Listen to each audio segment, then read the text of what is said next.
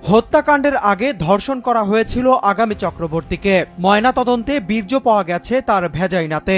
এমন চাঞ্চল্যকর তথ্য জানিয়েছেন আগামী চক্রবর্তীর মরদেহ পরীক্ষা করা ডোম। কিন্তু এমন তথ্য মেডিকেল রিপোর্টে এড়িয়ে গেছেন ময়নাতদন্তকারী ডাক্তার বাবলু কুমার বিশ্বাস। ডোমের দাবি, আগামীর মায়ের শরীরেও ধর্ষণের আলামত ও বীর্যের উপস্থিতি পাওয়া গেছে।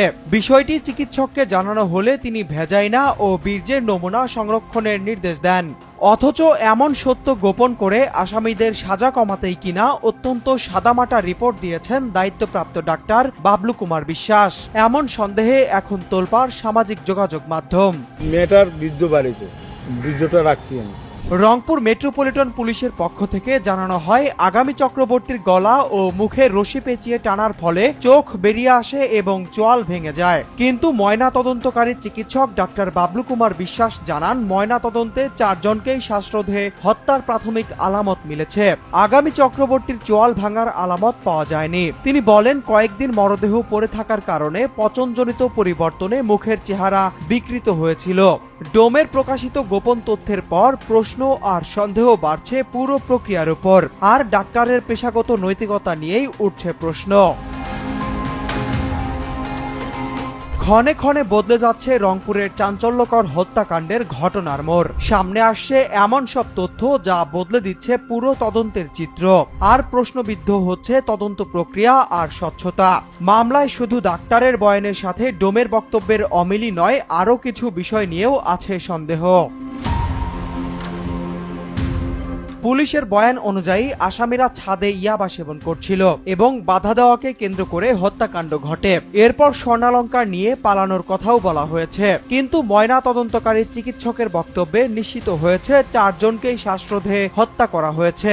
অর্থাৎ খুনের মোটিভ ও ঘটনাক্রমের পুলিশি বয়ান এখনো ফরেনসিক ফলাফলের পূর্ণ সমর্থন পেয়েছে কিনা সেটি গুরুত্বপূর্ণ প্রশ্ন। আবার পুলিশ বলেছে, আসামিরা আলামত নষ্ট করতে 2টি মোবাইল ডিটারজেন্ট মেশানো পানিতে ভিজিয়ে রেখেছিল।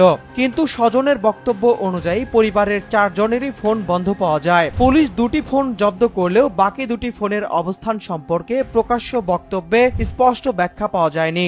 এটি গুরুত্বপূর্ণ, কারণ ফোনগুলো থেকে হত্যার সময় যোগাযোগ, অবস্থান বা শেষ কলের তথ্য পাওয়া যেতে পারে। মরদেহ উদ্ধারের সময় বাড়ির বিদ্যুৎ সংযোগ বিচ্ছিন্ন ছিল। স্থানীয় ইলেকট্রিশিয়ানের দাবি, মেইন লাইনের সংযোগ খুলে ফেলা হয়েছিল, যা তার কাছে স্বাভাবিক বৈদ্যুতিক ত্রুটি মনে হয়নি। কিন্তু ডিবির উপকমিশনার সনাতন চক্রবর্তী বলেছেন, বাড়ির বিদ্যুৎ সংযোগ বিচ্ছিন্ন ছিল কিনা পুলিশ তা জানে না। এখানে প্রশ্ন হলো, যদি সংযোগ সত্যিই ইচ্ছাকৃতভাবে বিচ্ছিন্ন করা হয়ে থাকে তাহলে কে এবং কেন করেছিল?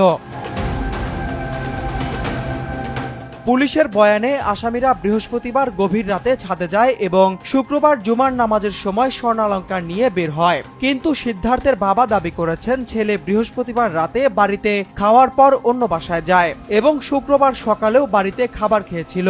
অন্য আসামি মুগ্ধের মায়ের বক্তব্যেও সময়ের ভিন্নতা রয়েছে। আসামির পোশাক নিয়েও আছে প্রশ্ন।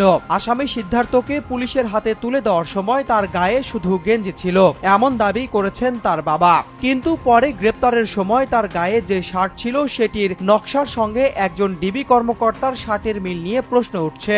ডিবি কর্মকর্তা অবশ্য বলেছেন, এটি সাধারণ ব্র্যান্ডের শার্ট এবং একই নকশার পোশাক অনেকের থাকতে পারে।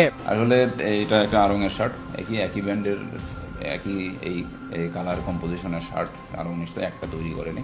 এখানেই শেষ নয়। পুলিশ ভোররাতে শিক্ষক গণপতি চক্রবর্তী সহ তার পরিবারের 4 সদস্যকে হত্যা করা হয়েছে জানালেও আগামী চক্রবর্তীর সঙ্গে কথোপকথনের একটি স্ক্রিনশট অনুযায়ী প্রায় 6টা পর্যন্ত ফেসবুকে সক্রিয় ছিলেন আগামী চক্রবর্তী।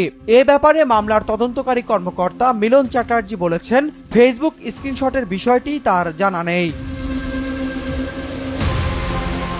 একদিকে ময়না তদন্তের তথ্য, অন্যদিকে পুলিশের বয়ান। তার সঙ্গে যুক্ত হচ্ছে আসামিদের গতিবিধি, মোবাইল, বিদ্যুৎ সংযোগ এবং সামাজিক যোগাযোগ মাধ্যমের কার্যক্রম নিয়ে একের পর এক অস্পষ্টতা।